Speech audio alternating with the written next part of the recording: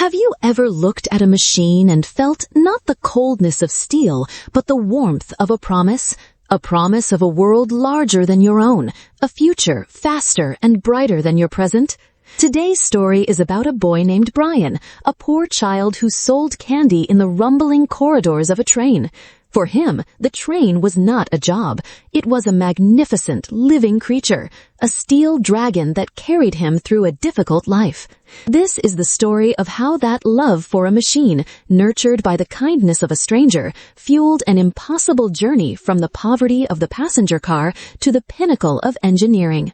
If you believe that our earliest passions can become the blueprint for our greatest achievements, and that one person's dream can change the way a nation moves, then join our community. Subscribe to the channel, turn on notifications, and let's climb aboard for a story of hope, resilience, and the unstoppable power of a dream that runs on steel tracks. For Brian, the 7:15 a.m. train was not a machine, it was a dragon.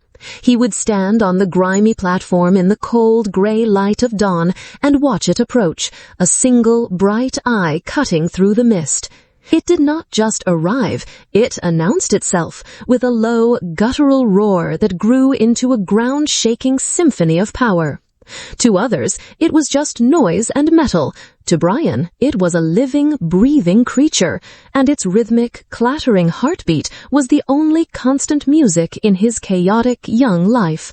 He felt a connection to it that was deeper than words, a profound kinship with its strength, its purpose, its relentless forward motion. It was a creature of steel and fire, and he, a small boy with a cardboard box of sweets, felt a strange sense of belonging in its belly. The train was his world.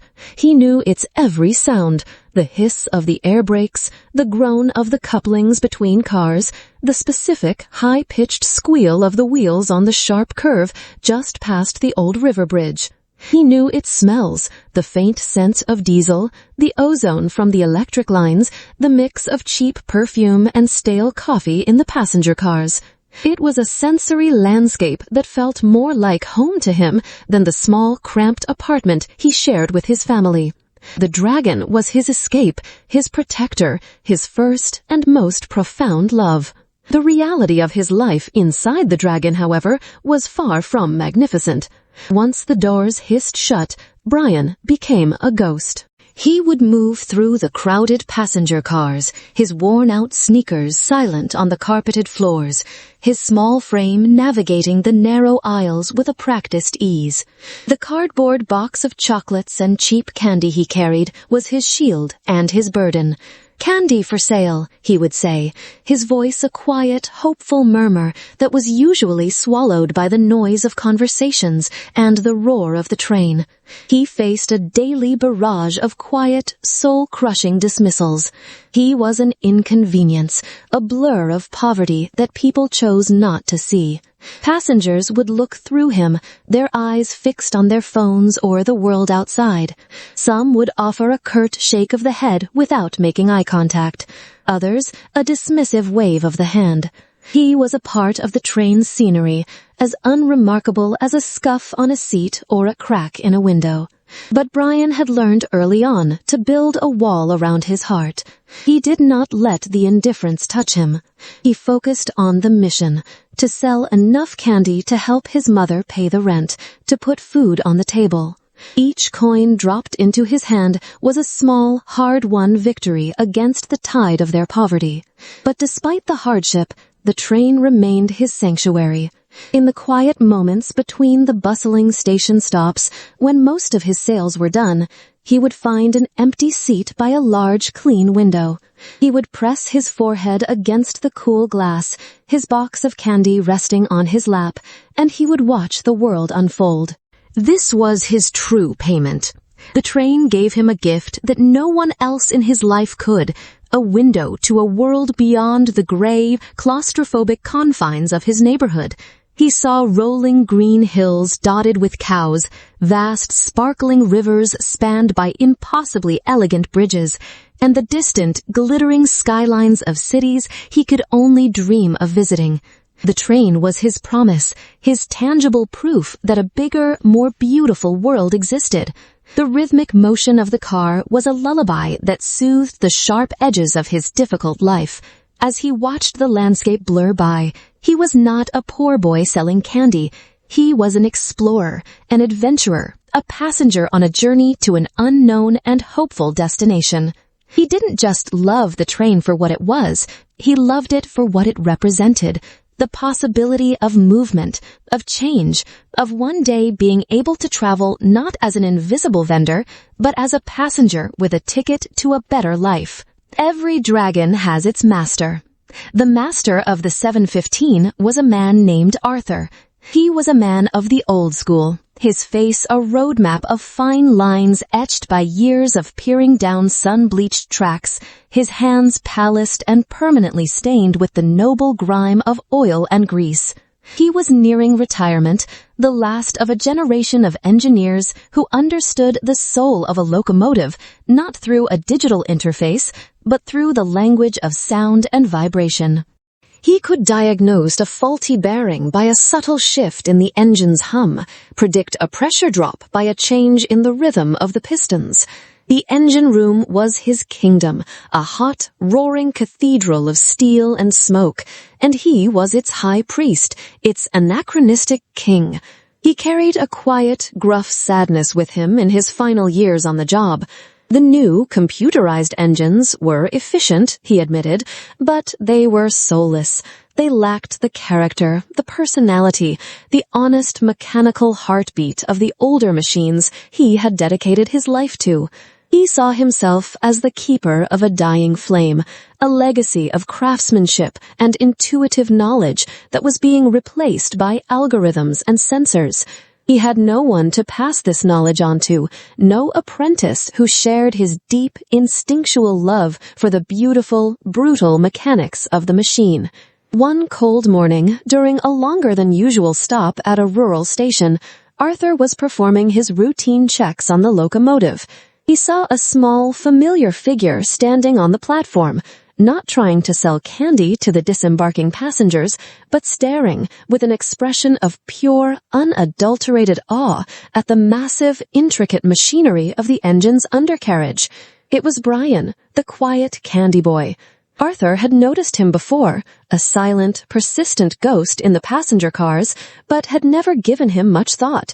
He expected the boy to approach him with an outstretched hand to ask for $1 or some leftover food. But Brian didn't ask for a handout.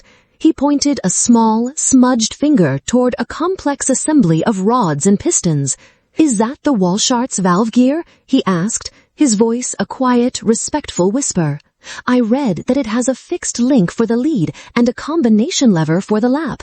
Is that what gives this model its specific chuffing sound?" Arthur was stunned into silence. The question was not just intelligent, it was insightful. It was the question of a fellow enthusiast, a fellow lover of the machine. In a world that saw only a dirty, functional object, this poor, ragged boy saw its hidden poetry, its mechanical soul. For the first time in years, Arthur saw not a child to be pitied, but a kindred spirit. That question was the spark that ignited an unlikely friendship. Arthur began to look for Brian during his stops. He would share his thermos of hot coffee with the boy, the smoke warming their hands in the cold morning air. He saw the fire in Brian's eyes, the insatiable hunger for knowledge. And so the old engineer began to teach. In the brief, stolen moments at station platforms, he would explain the principles of thermodynamics, the beauty of a perfectly balanced crankshaft, the elegant logic of the braking system. He would give Brian old, dog-eared engineering manuals from his own collection, books whose pages were as worn and oil-stained as his own hands. For Arthur, it was a resurrection. He was no longer just a man finishing a job. He was a mentor, a teacher, a keeper of the flame, passing his sacred knowledge to a worthy successor. He was giving his life's work a future. For Brian, it was the opening of a door into a world he had only ever dreamed of. Arthur's lessons gave a name and a logic to the magic he had always felt. The rhythmic heartbeat of the dragon was no longer a mystery. It was a complex and beautiful equation of physics and engineering. The old man was not just teaching him about trains, he was giving him the blueprint for his own future, a set of tracks that could, just maybe, lead him out of the world of poverty and into the world of his dreams. Arthur's lessons ignited a fire in Brian that could not be contained. The world of engineering became his singular, all-consuming passion. But his formal education was a world away from the hallowed halls of a university. It took place in the quiet, stolen moments of a life defined by hardship. His classroom was a corner table in the dusty, quiet city library where he would spend every free hour hunched over second-hand physics textbooks and outdated engineering manuals, the pages a gallery of beautiful, complex machines. The margins of his school notebooks, meant for history and literature, became a secret canvas for his true passion. He would fill them with intricate, hand-drawn schematics of smoke valves and suspension systems, his pencil moving with the steady, precise grace of a born craftsman. The trains were no longer just a sanctuary, they were his obsession. He would sit on his long rides, not just watching the world go by, but analyzing the very machine that carried him. He listened to the engine's song, trying to decipher the language Arthur had taught him. He felt the subtle vibrations through the floor, trying to diagnose the health of the bearings, the tension in the couplings. He was a student in a moving classroom, a young apprentice whose knowledge was being forged not in the sterile environment of a laboratory, but in the loud, breathing, beautifully imperfect heart of a real-world machine. His journey, however, was a constant, exhausting battle, a tightrope walk between two different worlds. His dream of becoming an engineer was a bright, distant star, but the crushing gravity of his family's poverty was a constant, powerful force pulling him back to earth. His days were a brutal exercise in endurance. He would wake before dawn, sell candy on the early commuter trains, his voice a quiet, hopeful murmur in the crowded cars, then rush to his public school classes, his mind often foggy with exhaustion. After school, he wouldn't go home to play or rest. He would go to the library to study, and then back to the trains for the evening rush hour, another round of selling, another battle for a few precious dollars. He carried the weight of both worlds on his small shoulders. He felt the sting of his classmates' quiet judgment, their curiosity about his worn-out clothes, and the constant, weary shadows under his eyes. He felt the heavy, unspoken weight of his mother's gratitude and worry, her hope that he might find a better life, and her fear of what that struggle was costing him. There were nights when the exhaustion was a physical, crushing weight, when the dream of engineering seemed like a cruel, impossible fantasy. But in those moments of doubt, he would close his eyes and hear the rhythmic, powerful heartbeat of the train, the sound that had been the one constant in his life, and he would remember the quiet, gruff encouragement of Arthur, who had looked at a poor candy boy and seen an engineer. That memory, that belief, was the fuel that kept his own internal engine running. The day the letter came, it felt like the culmination of a lifetime of struggle. It was a thick, official-looking envelope from the state's top engineering university. For several long, terrifying moments, he just held it in his hands, its weight feeling both immense and impossibly light. His acceptance into the university's mechanical engineering program, complete with a full scholarship for underprivileged students, was not just a letter. It was a golden ticket, the kind he had only ever read about in stories. It was his official, stamped and sealed passage out of the world of poverty, a one-way ticket to the future he had so painstakingly designed in the margins of his notebooks. He didn't celebrate with a loud shout. His joy was a quiet, profound, and deeply emotional thing. He took the letter and walked to the train station. He waited for the 4:45 p.m. train, the one Arthur always conducted on his evening run. He stood on the platform, and when the train hissed to a stop, He simply walked to the engine and held up the letter for the old man to see. Arthur looked at the letter, then at Brian's face, his eyes shining with a mixture of pride and unshed tears. He didn't say a word. He just reached out a calloused, oil-stained hand and gave Brian's shoulder a firm, solid squeeze. It was a silent, powerful acknowledgement. The old engineer and his young apprentice had just seen their shared dream pull into the station. The hallowed halls of the university were a world away from the rumbling corridors of the commuter train. For Brian, it was like stepping onto another planet. He was a ghost in this new landscape, a silent, older figure in lecture halls filled with the bright, confident faces of students whose lives had been a straight, comfortable track to this point. His clothes were worn, his backpack second-hand, and he carried with him the quiet, weary gravity of a life lived with real-world consequences. He didn't join the study groups or the late-night social gatherings. He was an outsider, a man with a different, more urgent purpose. He saw the way the other students looked at him, with a mixture of curiosity and a subtle, unconscious pity. He was an anomaly, a strange, quiet man who sat in the front row of every class, his focus absolute, his notebooks filled with a dense, meticulous script. They saw the poverty, the exhaustion, the social awkwardness.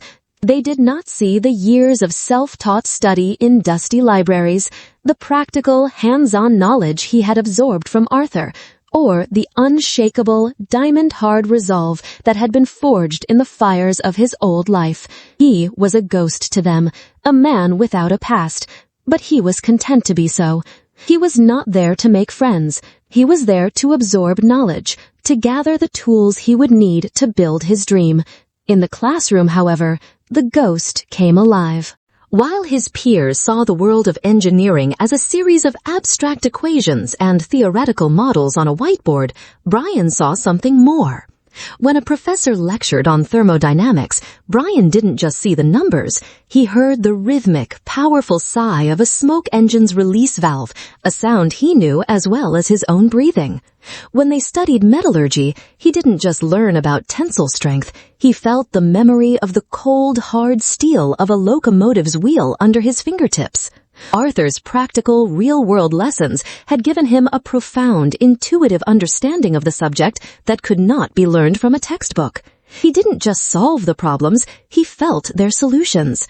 He could see the hidden stresses in a bridge design, hear the potential flaw in a gear ratio calculation. His professors, at first dismissive of the quiet, older student, began to notice his unique and powerful insights. He became a quiet legend in the department, the student who could solve complex, real-world problems that stumped even the graduate students, often with a simple, elegant solution born from his deep, practical understanding of how machines actually lived and breathed in the world. He was speaking the language of the machine, a language he had been learning his entire life. It was in his third year, in a seminar on global transportation, that a new, more ambitious dream began to take shape. The professor showed a documentary about the high-speed rail networks of Japan and Europe, the Shinkansen, the TGV. Brian watched, his focus absolute, as the sleek, futuristic trains glided silently through the countryside at speeds he could barely comprehend. They were not the loud, rumbling steel dragons of his childhood. They were something else entirely.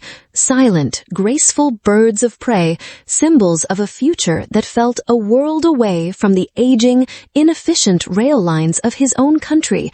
A new obsession was born. This was the ultimate fusion of engineering and art, a system that was not just fast, but beautiful, efficient, and profoundly transformative. He saw it not just as an engineering challenge, but as a moral imperative. A bullet train was not just about speed, it was about connection.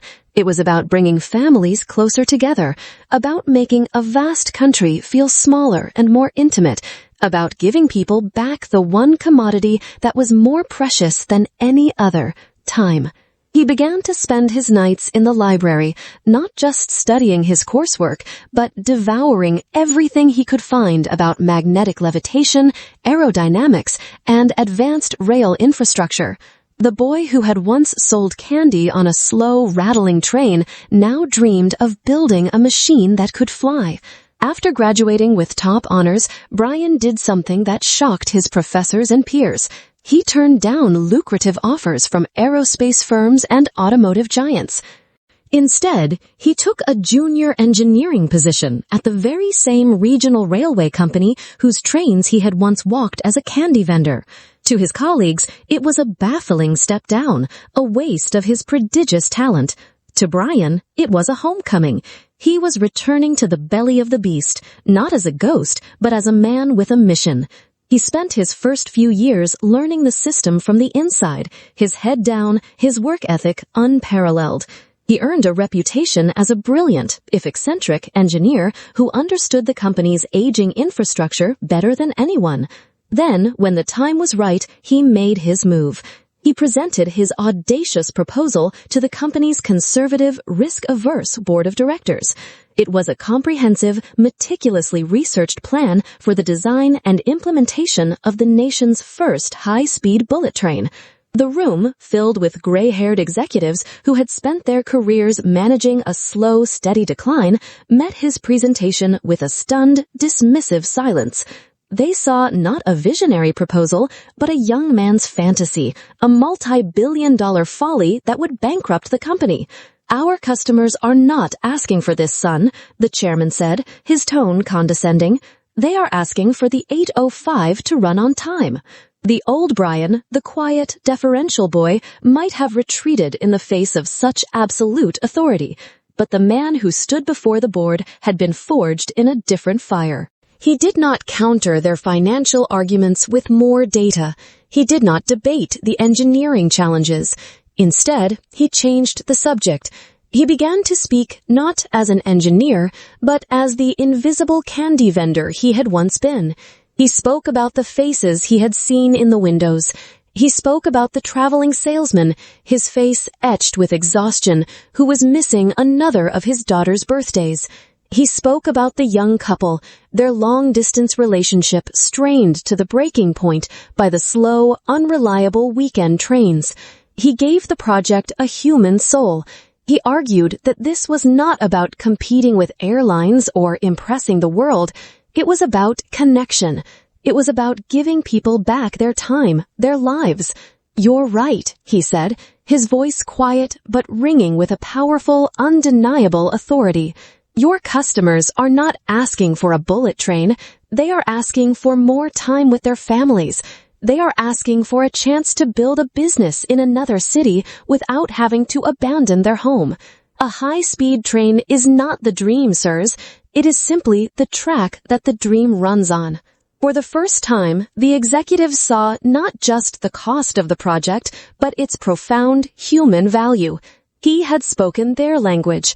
Not the language of profit, but the unspoken language of their own customers' hopes and needs.